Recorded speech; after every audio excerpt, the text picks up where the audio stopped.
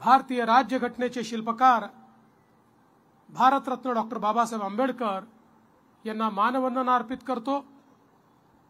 आज या आपल्या प्रचार सभेमध्ये मंचावर उपस्थित असलेले राष्ट्रीय ओबीसी आयोगाचे अध्यक्ष आणि आपल्या सर्वांचे लाडके नेते हंसराज भैया अहिर, आपले अध्यक्ष हरीश शर्माजी, या ठिकाणी मंचावर उपस्थित सन्माननीय सुदर्शन निमकरजी, आमचे रमेश राजूरकरजी, संजय भाऊ धोटेजी, चंदू काका गुंडावार, अशोकराव जीवतोडे, विलासजी नेरकर, प्रकाशजी देवतळे, किशोर टोंगे, कुशालजी बोंडे, नितीनजी मते, विजयराव राऊत, भगवानजी गायकवाड, ललिताताई झाडे, मिनलताई आत्राम, बाबासाहेब भागडे, वृषालीताई पांढरे, अशोकराव हजारे, प्रवीणजी सातपुते, किशोरजी गोवर्दीपे, प्रशांतजी डाखरे, त्याचप्रमाणे श्री अफजल, सर्वच मंचावरील मान्यवर आणि विशेषत्वाने मंचावर उपस्थित असलेले तरुण तडफदार उमेदवार आणि 23 तारखेला तुमच्या आशीर्वादाने मुंबईच्या विधानसभेत आमदार म्हणून निवडून जातील असे करण देवतळे। खरं म्हणजे आज या मतदारसंघात आल्यानंतर मला निश्चितपणे संजय भाऊ देवतळे यांची आठवण आली। संजय भाऊंसोबत आम्ही काम केलं।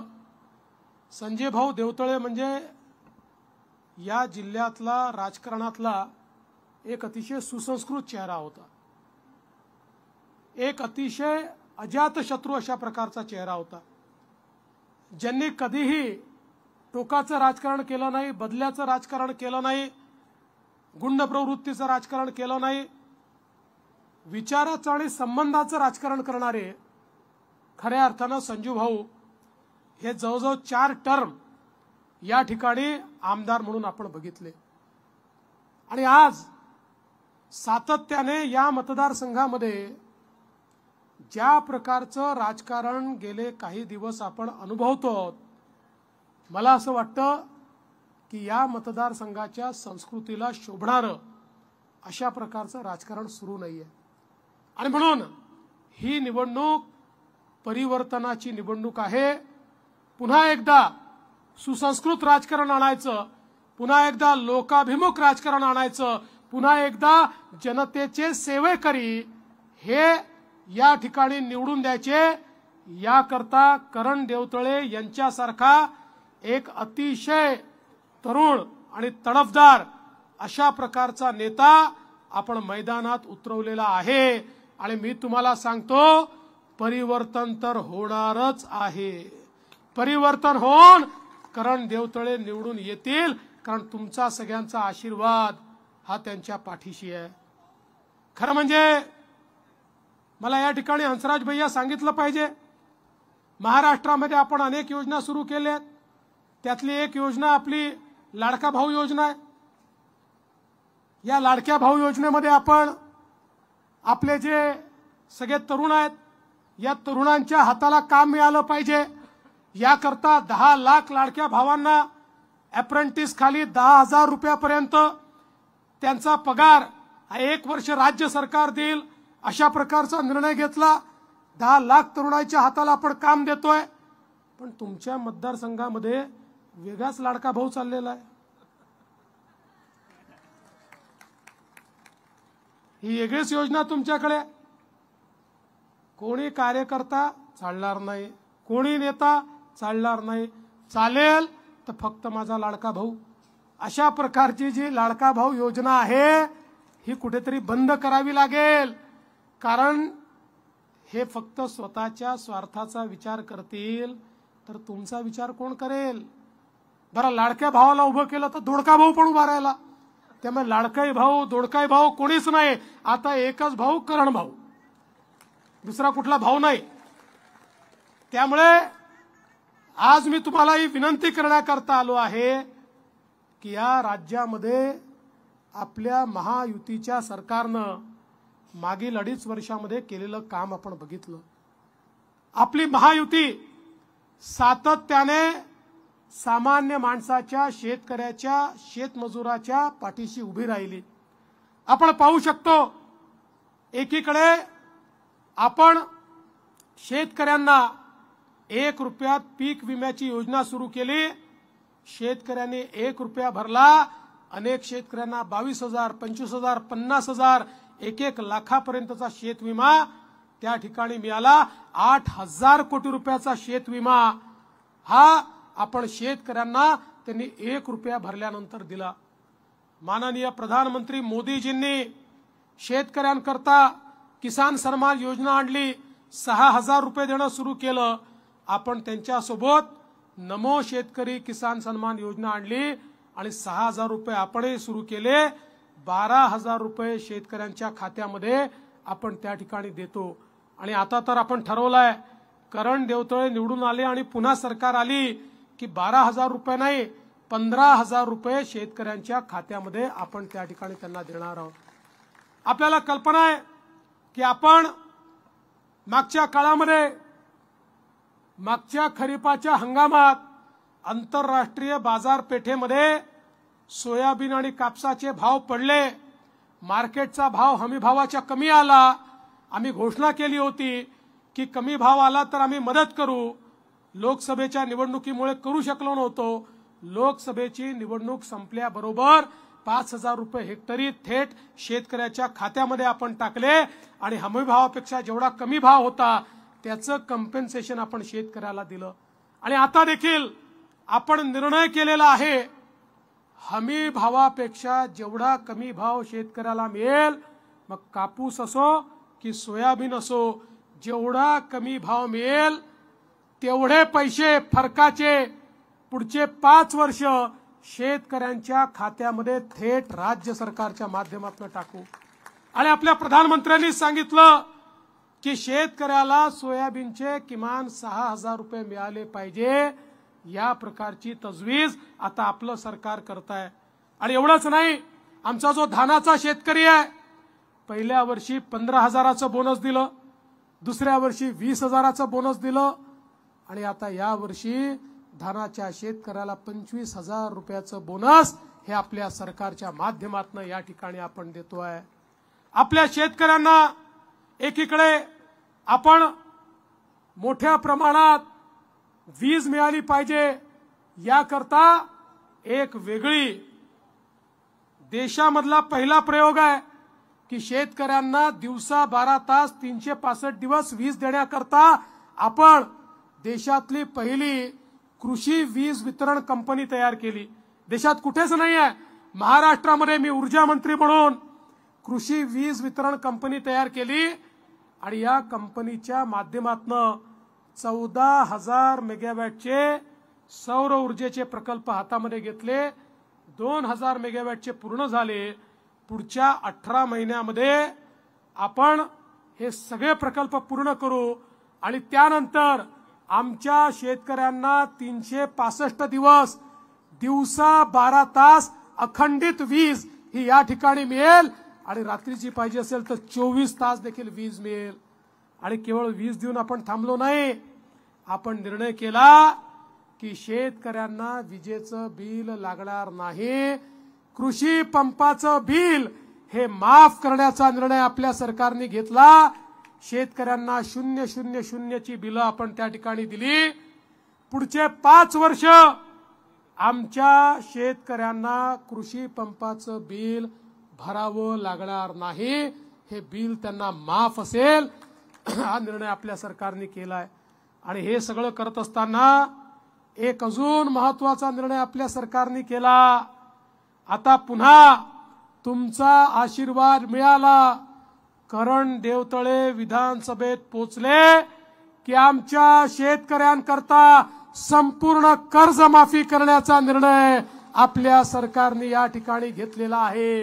कर्जमुक्त शेतकरी, शेतीचा मालाचा भाव मिळणारा शेतकरी आणि त्याच सोबत या ठिकाणी मोफत वीज मिळणारा शेतकरी, अशा प्रकारचं काम आपण या भागामध्ये करतो। मोठ्या प्रमाणात सिंचनाच्या सोयी आपण केल्या, गोसी खुर्दचं काम आपण पूर्ण केलं, दिंडोरा बॅरेजला मान्यता दिली. मला कल्पना आहे दिंडोरा बॅरेजच्या कामामध्ये आमच्या काही शेतकऱ्यांच्या जमिनीच्या मोबदल्याचे प्रश्न आहेत. मागच्या काळात संसराज भैया देखील माझ्याकडे आले होते. मी तुम्हाला सांगतो ते सगळे प्रश्न आपण सोडवून या ठिकाणी शेतकऱ्याचं कुठलंही नुकसान न करता दिंडोरा बॅरेज त्या ठिकाणी करून मोठ्या प्रमाणात आपल्या सगळ्या भागामध्ये कसं पाणी येईल अशा प्रकारचा प्रयत्न आपण करणार आहोत. यासोबत वेगवेगळ्या प्रकारचे जे सिंचनाचे प्रश्न आहेत हे सगळे प्रश्न सोडवण्याचं काम आपलं चाललेलं आहे. शेतकऱ्याच्या शेतीला पाणी मिळालं पाहिजे अशा प्रकारचा प्रयत्न सातत्याने आपण करतोय. या भागामध्ये वरोरा चिमूर कांपा रेल्वे मार्ग, या रेल्वे मार्गाकरता आपण केंद्र सरकारला शिफारस केली. आपण सांगितलं 50% पैसे आम्ही द्यायला तयार आहोत, 50% केंद्र सरकारने द्यावे. केंद्र सरकारने त्याला मान्यता दिली आणि तो मार्ग देखील येत्या काळामध्ये होणार आहे. वणी ते वरोरा रेल्वे उड्डाण पूल आपल्याला माहिती आहे 46 कोटी रुपयाचा. आपल्या सरकारमुळे अनेक कामं या ठिकाणी होत आहेत आणि यासोबत काही नवीन कामं देखील आपल्याला हातामध्ये घ्यायची आहेत. मग या ठिकाणचं जे क्रीडा संकुल आहे त्या ठिकाणी भव्य अशा प्रकारचं क्रीडा संकुल बांधणं असेल किंवा वेगवेगळ्या प्रकारची कामं असतील, ही सगळी कामं निश्चितपणे आपल्याला करायची आहेत. हे सगळं करत असताना मगाशी करण भाऊंनी निप्पॉन डेन्ड्रोच्या जमिनीचा उल्लेख केला. एकीकडे निप्पॉन डेन्ड्रोच्या जमिनी त्यातल्या काही शेतकऱ्यांवर जो अन्याय झालेला आहे तो अन्याय देखील आपण करण दूर करू आणि त्या ठिकाणी 20,000 कोटी रुपयाची इन्व्हेस्टमेंट आपली सगळी चर्चा झालेली आहे. ती इन्व्हेस्टमेंट त्या ठिकाणी येणार आहे आणि या ठिकाणच्या 10,000 तरुणांच्या हाताला काम मिळेल अशा प्रकारची इन्व्हेस्टमेंट ही या भागामध्ये आणण्याचं काम आमचं चाललेलं आहे. मोठ्या प्रमाणात उद्योग आम्ही आणतो, पण उद्योगामध्ये जर वसुलीचं काम काही लोक करत असतील तर उद्योग कधीच टिकणार नाही. आज आपल्याला पाहायला मिळतं आहे ज्या प्रकारची दादागिरी WCLच्या माध्यमातनं, माईनच्या माध्यमातनं, ते आपल्या कर्नाटक एमटाच्या माध्यमातनं ज्या प्रकारची दादागिरी चाललेली आहे, अशीच दादागिरी जर चालली, अशीच वसुली चालली तर आमच्या भूमिपुत्रांना कधीच न्याय मिळणार नाही. आणि म्हणून ही दादागिरी बंद करून भूमिपुत्रांनाच न्याय मिळाला पाहिजे याकरता आपलं सरकार या ठिकाणी काम करेल.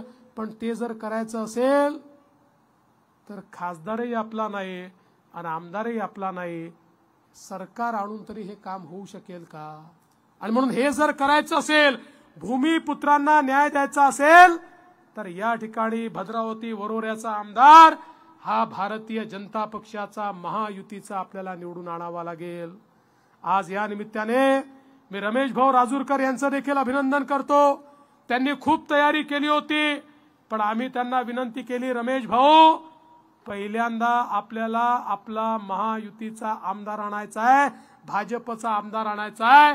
आम्ही करणचा निर्णय केलाय, तुम्ही पण करणच्या पाठीशी उभं राहा. आम्ही ही गॅरंटी देतो की तुमच्या पाठीशी भविष्यात आम्ही उभं राहू. आणि त्यांनी देखील हा निर्णय केला आणि करणच्या पाठीशी उभं राहण्याचा निर्णय केला.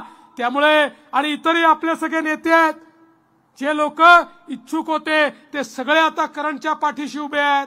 त्यामुळे मला विश्वास आहे की आता चिंता करण्याचं कारण नाही. निश्चितपणे करण भाऊ या ठिकाणी निवडून येतील. आपल्या देशाचे प्रधानमंत्री माननीय मोदीजींनी आपल्याला एक संदेश दिला.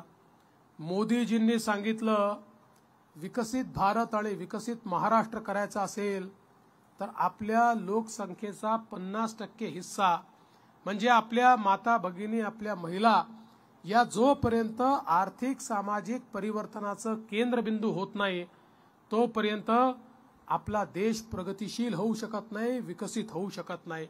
आणि म्हणून मोदीजींनी बेटी बचाओ बेटी पढाओ पासनं तर लखपती दीदी पर्यंत 14 वेगवेगळ्या योजना आखल्या की ज्यातनं महिलांचा विकास ते करतायत. लखपती दीदी काय माहिती आहे, सरकारच्या योजनेतनं आपला व्यवसाय सुरू करून वर्षाला 1 लाख रुपयापेक्षा जास्त ज्या महिला त्या ठिकाणी पैसा कमवतात त्यांना लखपती दीदी म्हणतात. अशा 11 लाख लखपती दिदी महाराष्ट्रात तयार झाल्या आहेत।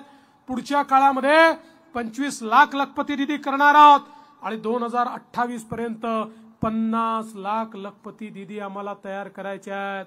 करण भाऊ, तुमच्यावर जबाबदारी टाकतोय, आशीर्वाद मिळणार आहे। या मतदारसंघामध्ये आमच्या किमान 25,000 बहिणींना लखपती दिदी तुम्हाला बनवायचा आहे। तुमच्या मागे हा देवा भाऊ उभा आहे, तुम्हाला जी अडचण येईल ती अडचण दूर करेल, पण माझ्या 25,000 बहिणी या ठिकाणी लखपती दिदी झाल्या पाहिजेत। आपल्या सरकारने लेक लाडकी सारखी योजना आणली, ज्या योजनेच्या अंतर्गत घरामध्ये मुलगी जन्माला आली तर मुलीच्या जन्माचं स्वागत झालं पाहिजे, म्हणून मुलगी जन्माला आली की 5,000 रुपये, ती पहिल्या वर्गात गेली की 5,000 रुपये, ती 7व्या वर्गात गेली की 7,000 रुपये, ती 11व्या वर्गात गेली की 8,000 रुपये, ती 18 वर्षाची झाली की 75,000 रुपये, असे 1 लाख रुपये त्या मुलीच्या घराला आपण देतो। घरामध्ये मुलगी नाही लक्ष्मी आली आहे, अशा प्रकारचं प्रत्यंतर झालं पाहिजे। ही योजना आपण सुरू केली। आज आपल्याला कल्पना आहे, आपल्याकडे उच्च शिक्षणाचा या ठिकाणी खूप खर्च वाढलेला आहे। खासगी कॉलेजमध्ये डॉक्टर व्हायचं आहे, इंजिनियर व्हायचं आहे, वकील व्हायचं आहे, सायंटिस्ट व्हायचं आहे, MBA करायचं आहे, लाख रुपये, 2 लाख रुपये, 4 लाख रुपये, 5 लाख रुपये फी आहे। मध्यमवर्गीय आणि गरिबांना ही फी परवडत नाही। त्या ठिकाणी जर एखाद्या मध्यमवर्गीयाच्या गरीबाच्या घरी एक मुलगा असेल, एक मुलगी असेल, तर अलीकडच्या काळामध्ये ते आपल्या मुलीला बोलवतात आणि सांगतात, बेटा आम्हाला एकाला शिकवायचे पैसे आहेत, सरकार जरी अर्धी फी घेत असली तरी देखील आम्ही एकाच मुलाला शिकवू शकतो, तुझ्या भावाला आम्ही शिकवणार आहोत, तू काहीतरी BA वगैरे करून टाक, तू घरी बस, कारण शेवटी तुझं लग्नच करून द्यायचं आहे। अतिशय हुशार असलेली आमची मुलगी पैशा अभावी शिकू शकत नाही। आम्ही निर्णय केला, आम्ही आई वडिलांना सांगितलं, तुम्ही जर पैशा अभावी मुलीला शिकवू शकत नसाल, काळजी करू नका, मुलीचे मामा मंत्रालयामध्ये बसलेले आहेत, ते मामा मुलीच्या शिक्षणाचा खर्च करतील आणि मुलींच्या शिक्षणाकरता सगळे पैसे देण्याचा निर्णय आपल्या सरकारने केला। 1 लाख, 2 लाख, 5 लाख जेवढी फी असेल, मुलींची 100% फी, मुलांची 50%, पण मुलींची 100% फी ही राज्याचं सरकार भरत आहे। आमच्या मुलींना सुशिक्षित करण्याचा आपला प्रयत्न आहे। आपण निर्णय केला, आमच्या महिलांना आपण या ठिकाणी ST बसमध्ये 50% तिकिटात सूट दिली। 1.5 वर्षापूर्वी जेव्हा ही सूट दिली तेव्हा STचे लोक धावत माझ्याकडे आले, म्हणाले साहेब ही योजना बंद करा। म्हटलं का बरं? म्हणाले आमची ST ऑलरेडी तोट्यामध्ये आहे, परत तुम्ही 50% सूट द्याल, आमची ST खड्ड्यात जाईल, ST बंद पडेल। मी सांगितलं आम्ही योजना बंद करणार नाही, गरज पडली तर आम्ही तुम्हाला पैसे देऊ, पण ही योजना तुम्हाला चालवावी लागेल। 1-1.5 महिन्यापूर्वी पुन्हा हे सगळे माझ्याकडे आले। मी म्हटलं आता काय तुमचं? म्हणाले साहेब विनंती करायला आलो। म्हटलं योजना बंद करणार नाही, म्हणे आम्ही तुम्हाला तेच सांगायला आलो, काही झालं तरी ही योजना बंद करू नका। अरे म्हटलं अजब लोक आहे तुम्ही, आधी येता म्हणता योजना सुरू करू नका, आता येता म्हणता योजना बंद करू नका। त्यांनी हंसराज भैया मला सांगितलं की ही योजना सुरू झाल्यापासून इतक्या मोठ्या प्रमाणात महिलांनी प्रवास सुरू केला की तोट्यात असलेली आमची ST फायद्यामध्ये आली, त्यामुळे आता ही योजना बंद करू नका। मग मी पण जरा थोडा विचार केला, म्हटलं चाललं काय जरा बघावं। माझ्या लक्षात आलं, आमच्या सगळ्या लाडक्या बहिणी अलीकडच्या काळामध्ये तालुक्याला जिल्ह्याला कुठे जायचं असेल तर आमच्या लाडक्या भावांना या ठिकाणी म्हणतात, आमच्या भाऊजींना या ठिकाणी सांगतात की तुम्ही घरी बसा, मीच जाऊन येते। तुम्ही गेले की तिकीटही दुप्पट लागतं आणि तुम्ही गेल्यानंतर पान तंबाखू खर्रा ठर्रा काय काय करून याल आणि किती पैसे बर्बाद करून याल याचा काही भरोसा नाहीये। मी गेली तर अर्ध्या पैशात जाऊन येते आणि घरचे पैसे वाचवून येते। आमच्या लाडक्या बहिणीच आज या ठिकाणी मोठ्या प्रमाणात बाहेर पडलेल्या आहेत। आणि हे सगळं करत असताना एक अजून महत्वाचा निर्णय आपण केला, मुख्यमंत्री माझी लाडकी बहीण योजना। आमच्या लाडक्या बहिणींना 1500 रुपये महिना त्यांच्या खात्यामध्ये द्यायला सुरुवात केली। आम्ही योजना आणली त्यावेळी हे काँग्रेसचे लोक, शरद पवार पार्टीचे लोक, उबाठाचे लोक आम्हाला त्या ठिकाणी नावं ठेवायचे, हे तर होणारच नाही, हे तर जमणारच नाही, हे तर खोटंच आहे, आता जुमलाच आहे, त्या सगळ्यांच्या नाकावर टिचून आम्ही 2.5 कोटी बहिणींच्या खात्यामध्ये नोव्हेंबर पर्यंतचे पैसे भरून टाकले. यांचे थोबाड एवढे एवढे छोटे छोटे झाले. त्यांच्या लक्षात आलं, अरे योजना तर चालणारच आहे. बघा बहिणींनो, तुम्हाला सांगतो, जसे आम्ही तुमचे सख्खे भाऊ आहोत ना, तसे तुमचे काही सावत्र भाऊ देखील मार्केटमध्ये फिरतायत. हे जे काँग्रेसवाले सावत्र भाऊ आहेत ना, या लोकांनी काय केलं माहिती आहे? हे सावत्र भाऊ हायकोर्टमध्ये गेले. हायकोर्टात कोण गेले माहिती आहे? काँग्रेसचे अध्यक्ष नाना पटोले यांचे अधिकृत निवडणूक प्रमुख अनिल वडपल्लीवार हे महाविकास आघाडीच्या वतीनं हायकोर्टमध्ये गेले. आणि हायकोर्टात त्यांनी काय सांगितलं आहे? त्यांनी सांगितलं आहे, लाडकी बहीण योजना, लेक लाडकी योजना, पिंक रिक्षा योजना, मुलींना मोफत शिक्षणाची योजना, अर्ध्या तिकिटाची योजना, या सगळ्या योजना म्हणजे सरकारी तिजोरीतील पैशांचा चुराडा आहे. आणि म्हणून या सगळ्या योजना बंद करा. पण काळजी करू नका, तुमचे सख्खे भाऊ त्या ठिकाणी असल्यामुळे आम्हीही कोर्टात भांडलो आणि कोर्टाने सांगितलं, लाडकी बहीण योजना बंद होणार नाही, ती सुरूच राहील. आणि आता तर तुमच्या आशीर्वादाने आमचा करण पुन्हा तिथे पोचला की 1500 रुपये नाही, लाडक्या बहिणींना 2100 रुपये आपण खात्यामध्ये देणार आहोत. आणि म्हणून तुम्हाला विनंती करण्याकरता आलो आहे, करण भाऊ गेले तर लाडक्या बहिणींकरता हात वर होईल, आणि दुसरा कोणी गेला तर योजना बंद करण्याकरता हात वर होईल.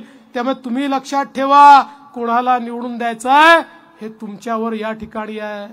आपल्या सरकारने समाजातल्या सगळ्या घटकांकरता काम केलं. SC ST करता अनेक योजना आपण आणल्या. घरकुलाच्या योजना असतील, आमच्या आदिवासींकरता बिरसा मुंडा योजना असेल, आमच्या दलित आणि आदिवासी समाजाच्या मुलांना चांगल्या शाळांमध्ये शिक्षणाकरता फी सवलतीची योजना असेल, त्या ठिकाणी हॉस्टेलची योजना असेल, रोजगाराची योजना असेल, अनेक योजना आपण त्या ठिकाणी आणल्या.